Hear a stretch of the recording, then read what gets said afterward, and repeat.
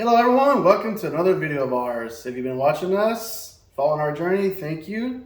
If you just joined us, thank you as well. Today's video, we are finally installing the S-Pod and taking care of the rat nest of wiring we have. Alright, so you might be asking yourself, what is an S-Pod? Well, this S-Pod is a 8-circuit, pretty much a power distribution block. So for all accessories like the winch, the light bars, the compressor, everything can be controlled by this little guy here, this little screen. Now, this is the touch screen one. You don't have to get the touch screen one. They have the ones like with the little buttons, actual buttons you push in. But we thought we'll try this out and see if it's pretty cool and see how well it works. I mean, that's pretty much the gist of it. So instead of having wires and switches and all that stuff all in your cab of your truck or your car or whatever, you just have this little screen. And you can power everything essentially by this, just like the press. We have the S-Pod mounted, the circuit board itself mounted to the same plate as the Arabic compressor. So you can go back to the Arabic compressor video if you want to and look at it and see how we installed it. Or we'll show a little clip here as well. We pretty much made our own bracket. They don't really make any for our trucks, the 2014 to 2018 Silverados. If you have a Jeep or a 4Runner or something like that, they have plenty of brackets already made. You just pay for it and it comes in and bolts down perfectly. So we had to make our own. I'm not a fabricator, but I think it came out all right. They haven't fallen off yet. So, well, this is actually the second day working on this thing. We're having a hard time finding a place to run the wire that goes through the firewall to the actual touchscreen. Now, I did find the grommet, which is underneath where our air compressor is. So I had to unbolt that panel away from the wall. So now we're just going to try to feed a wire through there. So this big grommet is down here. So we're going to try to feed it through that and then see if that will work or not. We tried this top grommet that's above the air compressor, above the brake booster, and that was definitely a no-go for us. We tried for like an hour. So no luck on that one. So now we're gonna try going feeding it through this big grommet. So wish us luck. All right, so we finally got it through after many cuss words. Maria actually is the one who got it through. Right there above that box, there's the blue connectors, and there's like a hole there. It took us a long time, just to be frank. I got irritated, but Maria saved the day. So yep. So we went through that big grommet. There's like a little thing, it looks like a finger sticking out kind of. We cut that off and then fed it through there. So now that we got it here, we're gonna have to feed it up where we're closer to where we're gonna mount the actual touch screen. All right, so I got the mechanical fingers here and I'm gonna try to grab this connector and have it come out right here. So we have this routed here because our plan is to have it mounted on top of this somewhere. So yeah, we might have to like make a hole or something right here for the harness, but that's the plan for now. Here, I'm gonna show you where we went through the grommet inside the engine bay. So with all of our stuff here, you guys are gonna probably won't have this down here. This grommet here is the area that we used. So we fed it through there. If you use that, you might have to use like a screwdriver or something to poke through the other side. I'm not going to sugarcoat it. It took us couple of hours, actually. Couple hours, to figure it out. A couple of choice words, a couple of scrapes and cuts, but we got it done. So there's like a little rubber looking finger there. We just cut that off. We stabbed it through the hole with a screwdriver and punctured the other side with that. So use that. You guys can try to do the same thing if you think about doing the same things, but just to let you know, it might be a little challenging, but you can get it done with lots and lots of patience. So now we're going to mount the actual touch screen. All right, so it comes with this bracket, and we're just gonna there's like a nut that goes right here. I already took it off, but you just put it on there like so, and you can tighten this down. I'm just gonna finger tighten it right now. Let's see, right now we're kind of mocking it at what we're gonna do. But we're thinking about putting it right here, and we're debating if we're gonna, I think we'll probably just use 3M tape or something, but also gotta make sure the door will shut good if we do put it here. And like I said, we're gonna run the wire, the cable right here, so I'm gonna have to drill this down a little bit so the cable can actually fit through there. I just got it sitting here for right now. All right, I did some plastic fabrication. All right, so we marked it. DIY. I used a stepper bit, or actually I used a smaller bit and then a stepper bit, and it just kind of went in an angle. You can use a Dremel or whatever you want to use, but this is like the perfect thickness for the cable to go through. So I'm just gonna try to show you. I disconnected these plugs. They're easy. Just got this little push tabs, and you pull them out, and they're all different sizes, so you can't mix them up. So they go in the back of here like that. And to take off the panel, in case you didn't know, I have these little plastic pry tools. You can get them at Harbor Freight or Amazon or whatever, and you just practically just pry them where these little clips are. It'll just pop right out. It's not that hard. I end up using this mostly, but you can use both of them in conjunction. Same thing with this side panel here. But right now I'm just kind of like still somewhat mocking it up. I'm just gonna like put it in there like how it's gonna be. Oh, sorry. Yeah, tuck these wires in a little bit, and it's gonna be like, you can kind of like see how it is gonna come out like that. Almost looks factory. And then on this bracket, it's got the little part where the wire can go through. So what we're gonna do is it's gonna go about right there, and you can angle this mount, you know, just loosen the screws on the side, and you can angle it how you want the screen.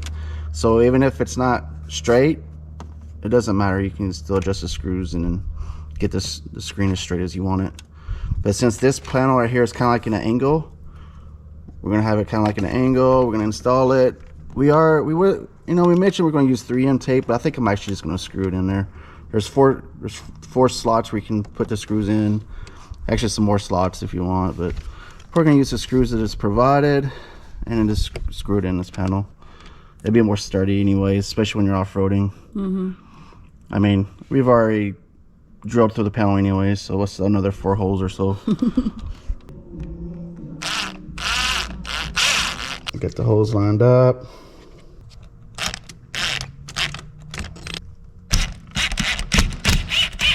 So get this one mounted, and then we can finally install it into the truck. Remember, it can only go one way.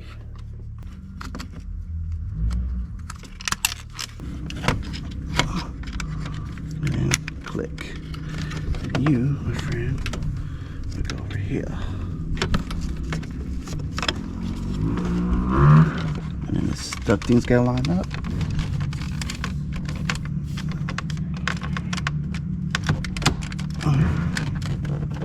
Just like that. Pretty good. Just like it was meant to be. Yeah.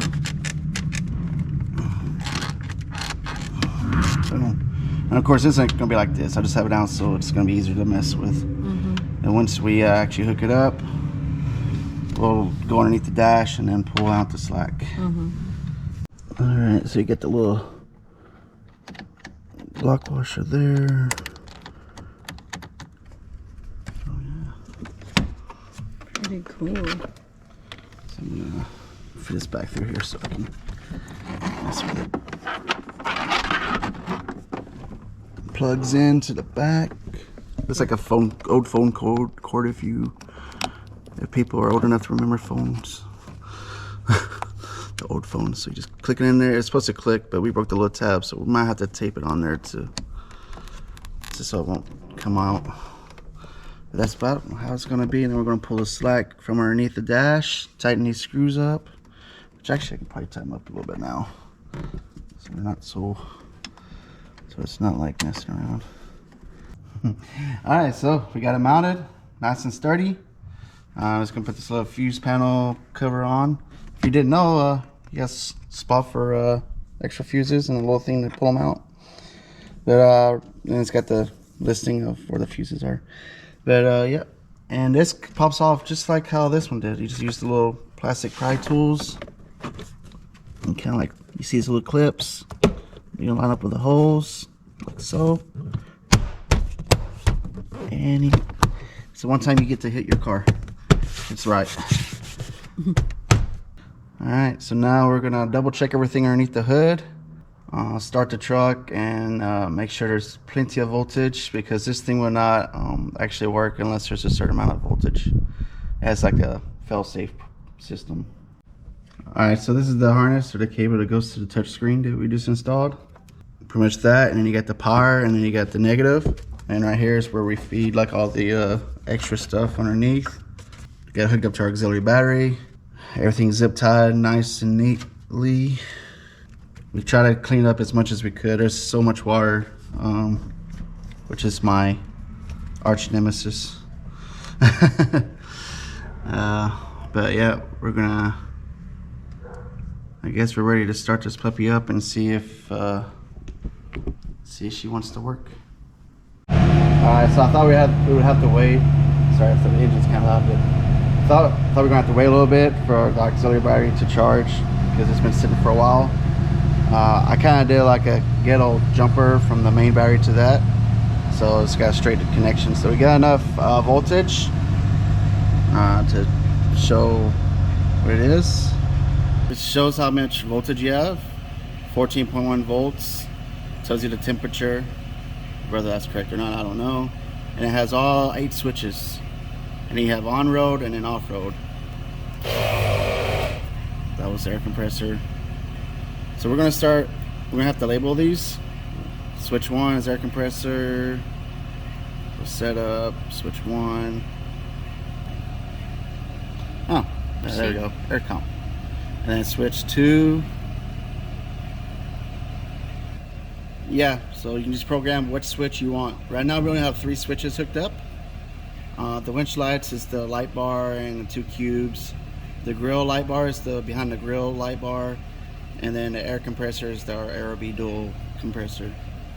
But right now, that's the gist of it. I mean, you press it, say grill, and you have both of them on.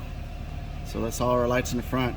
We got the behind the grill light bar, and then we got the light bar that's on the winch mount, and the 2 cubes that's on the winch mount. So that should be plenty of light. And then for ease, they got the air compressor. You can just turn it on and off when we need to use it. All right, that's it. That's the installation. It might look easy due to the camera and Maria's editing, but I will be real with you people. It took us a while to do it, mainly because of time, but that's just because we had to figure out how we're going to put everything, mount everything, and then the hardest part for us was feeding that wire harness through that grommet. But other than that, pretty easy installation. It's just that wire harness kicked our butts. I mean, I have lots of scratches. Maria has scratches on her arms and hands. All right, well, with that being said, thank you for watching. Until next time, take care. God bless. Ciao.